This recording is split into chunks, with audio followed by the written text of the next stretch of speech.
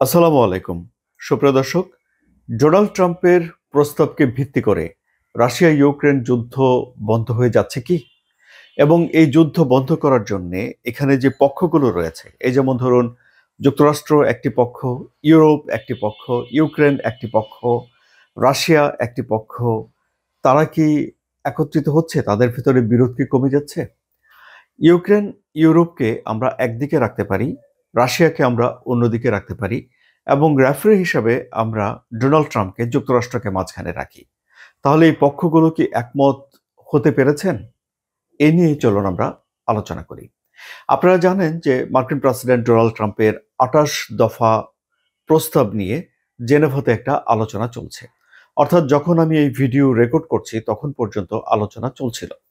আলোচনা শেষ না হওয়া পর্যন্ত কোনো কিছু স্পষ্টভাবে বলা সম্ভব নয় যে এই প্রস্তাব সত্যি সত্যি দুই পক্ষ মেনে নিচ্ছেন কিনা। কিন্তু তারপরেও আলোচনার ফাঁকে সব পক্ষগুলো যেসব মন্তব্য করছে তা থেকে আমরা একটা ধারণা করতে পারি যে আলোচনাগুলো কোন দিকে যাচ্ছে। এই যেমন ধরুন যুক্তরাষ্ট্র বেশ আশাবাদী। এর আমরা প্রমাণ পাই যে সে দেশের টপ ডিপ্লোম্যাট মার্কো রুবিও আলোচনার মাঝখানে উঠে এসে সাংবাদিকদের সঙ্গে কথা বলেছেন এবং তিনি বলেছেন যে বিরোধ কমিয়ে আনার চেষ্টা চলছে এবং অনেক জায়গাতে বিরোধ কমে এসেছে। কিন্তু নিরাপত্তার যে বিষয়গুলো রয়েছে সেসব বিষয়ে এখনো মীমাংসা হয়নি। অর্থাৎ মীমাংসা হওয়ার আরো অনেক কিছু রয়েছে। তার মানে হলো যে এখানে এই আলোচনায় জেনেভাতে যা অনুষ্ঠিত হচ্ছে, ইউরোপের দেশগুলো, ইউক্রেন তারা যে আলোচনা করছে, সেখানে ডোনাল্ড ট্রাম্পের এই প্রস্তাবের সঙ্গে যথেষ্ট পরিমাণে বিরোধ রয়েছে ইউরোপের। এখন মার্কিন প্রেসিডেন্ট ডোনাল্ড ট্রাম্প বলেছেন যে প্রস্তাব তিনি দিয়েছেন এটি একেবারে চূড়ান্ত প্রস্তাব নয়। অর্থাৎ কিছুটা কাটছাঁট করা যাবে বলে তার দিক থেকে বলা হয়েছে। এটি ডোনাল্ড ট্রাম্পের একটু নমনীয় সুর, এটি আমরা ধরে নিতে পারি এবং এর সুযোগ নিয়ে ইউরোপের মনে যা আছে সেটি তারা প্রকাশ করে দিচ্ছে। এমনকি ইউরোপ এই খসড়া প্রস্তাবের বিপরীতে নিজেদের একটা সংশোধিত খসড়া প্রস্তাব তৈরি করেছে এবং তা নিয়ে এসে আলোচনায় বসেছে। মোটা দাগে যেসব বিষয়গুলো নিয়ে বিরোধ এখনো পর্যন্ত দেখা যাচ্ছে তার মধ্যে রয়েছে ভূমি ব্যবস্থাপনা, তার মধ্যে রয়েছে নিরাপত্তার বিষয়গুলো। এই যেমন ধরুন ডোনাল্ড ট্রাম্পের প্রস্তাবে বলা হয়েছে যে দনবাস অঞ্চল পুরোটা রাশিয়াকে ছেড়ে দিতে হবে। এটি ভ্লাদিমির পুতিনের ইচ্ছা ছিল এবং এই প্রস্তাব বিবেচনা করে অনেকে বলছেন যে যুক্তরাষ্ট্র আসলে রাশিয়ার ইচ্ছাগুলোকে লিপিবদ্ধ করে নিয়ে এই আলোচনার আয়োজন করে দিয়েছে। এখন ইউরোপ বলছে যে রাশিয়ার আগে থেকেই অনুমান করা বা ঠিক করে রাখা একটা মীমাংসা ধরে এই সম্পত্তির ভাগাভাগির বিষয়টি আলোচনা করা ঠিক হচ্ছে না। ইউরোপ বলছে যে যেখানে যুদ্ধ চলছে ফ্রন্ট লাইন ১২০০-এরও বেশি কিলোমিটার জায়গা জুড়ে, ওই জায়গাটাকে ভিত্তি ধরে আলাপ আলোচনা করা যেতে পারে। এখানে একটা বড় ধরনের বিরোধ রয়েছে। যেমন ধরুন আপনার দনবাস অঞ্চলটি লুহানস্ক এবং দানস্কের সমন্বয়ে গঠিত এবং এর 88 বা 90% এর মতো জায়গা রাশিয়া এখনো পর্যন্ত দখল করে নিতে পেরেছে। তাহলে পুরো দনবাস অঞ্চল যদি রাশিয়াকে বুঝিয়ে দিতে হয়, তাহলে ইউক্রেনকে তার নিজের দখলে রাখা কিছু জায়গা থেকে সেনাকে সরিয়ে নিতে হবে। এবং ইউরোপ মনে করছে যে এটি আসলে একটা সারেন্ডারের বা আত্মসমর্পণ করার সমতুল্য।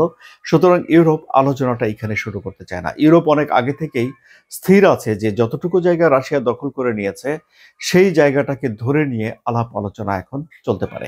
কিন্তু তারপরেও এই বিরোধ নিষ্পত্তি হতে হলে কিছু জমি অবশ্যই ইউক্রেনকে ছাড়তে হবে। বিশেষ করে রাশিয়া যতটুকু জায়গা দখল করে নিয়েছে সেই জায়গা ফিরে পাওয়ার আশা ইউক্রেনকে চিরতরেই ছেড়ে দিতে হবে। আবার ধরুন ডোনাল্ড ট্রাম্পের প্রস্তাবে বলা হয়েছে যে অন্যান্য যে জায়গাগুলো রয়েছে যেমন জাপোরিজিয়া বা খেরসন, ওইসব এলাকাগুলোতে কিছু জায়গা রাশিয়াকেও ছেড়ে দিয়ে পিছনে চলে যেতে হবে। সুতরাং ভূমি ব্যবস্থাপনায় একমত হওয়া একটা অত্যন্ত গুরুতর বিষয় এবং এই জায়গাতে এখনো পর্যন্ত একমত হওয়ার কোনো রকম সুখবর পাওয়া যায়নি। সুতরাং এই জায়গাতে আলাপ আলোচনা হচ্ছে এবং সামনে হয়তো আরো আলাপ আলোচনার দরকার পড়তে পারে। আবার ধরুন ইউরোপ চায় যে ইউক্রেন তাদের যে সেনাবাহিনীর আকার আছে তা কমাবে না।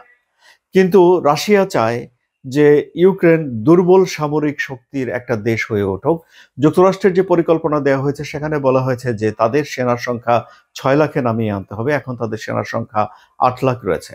সুতরাং এই বিষয়টি নিয়ে আলাপ আলোচনা হচ্ছে।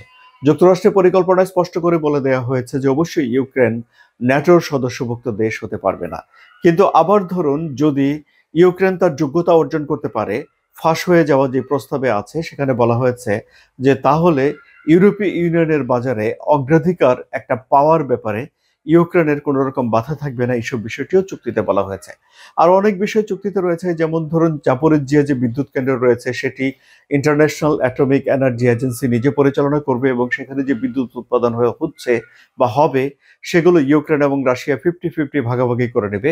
এরকম অনেক পরিকল্পনা, অনেকগুলো পয়েন্ট, 28টি পয়েন্ট সেখানে সন্নিবেশিত করা হয়েছে এবং এসব নিয়েই আলাপ আলোচনা চলছে। মার্কো রুবিও বলছেন অনেকগুলো পয়েন্টে বিরোধ কমে এসেছে এবং তিনি আশা করছেন যে এই বিরোধগুলো কমে এসে সমাধানের জন্য একটা জায়গাতে এসে উপনীত হতে পারবে ইউরোপ। কিন্তু ধরুন এই কাজটি ইউরোপ এবং জেলেনস্কিকে বৃহস্পতিবারের আগেই করতে হবে, কারণ ডোনাল্ড ট্রাম্প বলে দিয়েছেন যে বৃহস্পতিবারের মধ্যেই ইউক্রেনকে এই প্রস্তাবে সম্মত হতে হবে এবং এই প্রস্তাবে যদি ইউক্রেন সম্মত না হয় তাহলে যুদ্ধ চলবে এবং স্বাভাবিক নিয়মে ইউক্রেনকে হয়তো কোনো এক সময়ে এমন একটা সিদ্ধান্ত নিতে হবে যা জেলেনস্কি কখনো নিতে চাননি। কিন্তু এই আলাপ আলোচনার সময়টিতে এসেও মার্কিন প্রেসিডেন্ট ডোনাল্ড ট্রাম্প কিন্তু ইউক্রেনকে চাপ দেওয়া বন্ধ করেননি। যেমন তিনি সামাজিক যোগাযোগ মাধ্যমে একটা বার্তা দিয়ে দিয়েছেন যেখানে তিনি লিখেছেন যে ইউক্রেন যথেষ্ট পরিমাণে কৃতজ্ঞতা প্রকাশ করেনি যুক্তরাষ্ট্রের সহযোগিতার জন্য। কৃতজ্ঞতা এই শব্দটি অনেক ভারী জেলেনস্কির জন্য। আপনাদের মনে আছে নিশ্চয়ই, হোয়াইট হাউসে যখন জেলেনস্কি গিয়েছিলেন তখন জেডি ভ্যান্স এবং ডোনাল্ড ট্রাম্প বেশ চড়াও হয়েছিলেন জেলেনস্কির উপরে এবং তখন তারা অভিযোগ করেছিলেন যে জেলেনস্কি যথেষ্ট পরিমাণে কৃতজ্ঞতা প্রকাশ করেনি।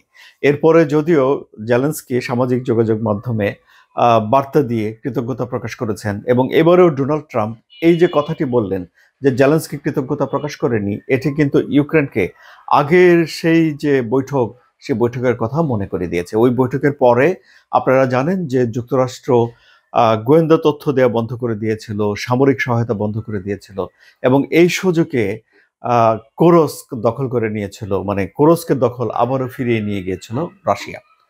সুতরাং এক ধরনের চাপ ইউক্রেনের উপরে রয়েছে। এখন সমালোচকরা বলছেন যে রাশিয়ার দিকে ঝুঁকে থাকা একটা প্রস্তাব যুক্তরাষ্ট্র সামনে নিয়ে এসেছে, কিন্তু এই সব কিছু বিষয় নিয়েই আলাপ আলোচনা করার জন্য জেলেনস্কি আবার অচিরেই মার্কিন প্রেসিডেন্ট ডোনাল্ড ট্রাম্পের সঙ্গে দেখা করবেন। এখন মার্কিন প্রেসিডেন্ট ডোনাল্ড ট্রাম্পের সঙ্গে তিনি জমি নিয়েই সবচেয়ে বেশি গুরুত্ব দিয়ে আলোচনা করবেন বলে ধারণা করা হচ্ছে।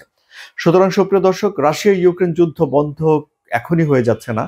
রাশিয়া ইউক্রেন যুদ্ধ বন্ধ করার একটা উপায় বের করার জন্য একটা বৈঠক হচ্ছে, যে বৈঠক যখন আমি এই ভিডিও করছি তখনও পর্যন্ত সব প্রসঙ্গে একমত হতে পারেনি। মার্কিন প্রেসিডেন্ট ডোনাল্ড ট্রাম্প তার যে 28 দফা প্রস্তাব দিয়েছেন তা একেবারে চূড়ান্ত নয় বলে মন্তব্য করেছেন, অর্থাৎ এখানে বেশ কিছু কাটছাট করা যাবে। অর্থাৎ এই বিষয়টি রাশিয়ার সঙ্গে ইউরোপের আবারও একটা বড় ধরনের আলোচনার সূত্রপাত করে দিচ্ছে বলে আমরা ধরে নিতে পারি এবং এখন ইউরোপ এবং জেলেনস্কি যুক্তরাষ্ট্রের সঙ্গে যদি প্রথমে এই প্রস্তাব নিয়ে কোনো একটা পয়েন্টে একমত হতে পারে তখন এই পয়েন্টগুলো নিয়ে রাশিয়ার সঙ্গে যুক্তরাষ্ট্র একটা বড় ধরনের আলাপ আলোচনা করবে বলে আমরা ধারণা করতে পারছি এবং সেই আলোচনার সাফল্যের উপরে রাশিয়া ইউক্রেন যুদ্ধ বন্ধ করার বিষয়টি ঝুলে আছে। আলোচনা কেমন লাগলো সুপ্রিয় দর্শক? যদি ভালো লাগে তাহলে সাবস্ক্রাইব করে চ্যানেলের সঙ্গে থাকবেন। ধন্যবাদ সবাইকে।